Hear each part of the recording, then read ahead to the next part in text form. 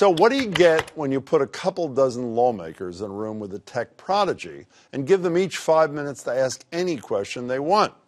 An error message, that's what you get. Over the last few months, Congress has been questioning the who's who of Silicon Valley, including Twitter's Jack Dorsey and Facebook's Mark Zuckerberg, in an effort to get a little more control over the fast-growing social media sites. Google's CEO, Sundar Pichai, was the latest to get the royal treatment this week. And I have to tell you, taking in these hearings feels like watching the third installment of Dumb and Dumber. Listen to this exchange with Iowa Republican Steve King. I have a 7-year-old granddaughter who picked up her phone before the election, and she's playing a little game, and up on there pops a picture of her grandfather.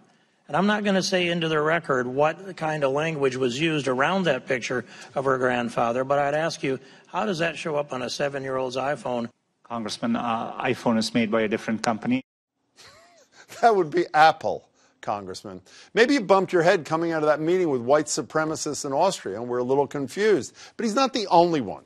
In an effort to better understand how Google's search algorithms function, California Democrat Zoe Lofgren asked this.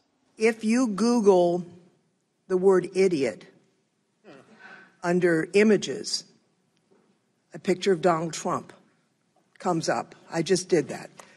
How would that happen? We provide search today for any time you type in a keyword. We take the keyword and match it against web pages and rank them based on over 200 signals. Things like relevance, freshness, popularity. Sounds like Pichai's techie's way of saying Donald Trump may, in fact, be an idiot. He'd probably say the Google search doesn't lie. And how could anyone forget this gem from the retiring none too soon Orrin Hatch during the Facebook hearings last April? How do you sustain a business model in which users don't pay for your service? Senator, we run ads.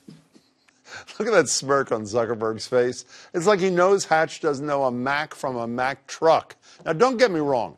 I'm all for our lawmakers carefully addressing the irresponsibility of big tech, but it might help if they used the social media, or at least pretended to, before interrogating the CEOs for hours at everyone else's expense. Thankfully, though, there was at least one lawmaker in the loop, California Democrat Ted Lieu, who had this to say to his Republican colleagues complaining about Google's search function. If you want positive search results, do positive things.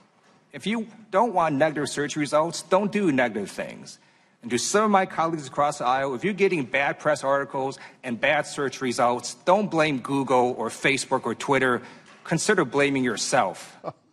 My thoughts exactly.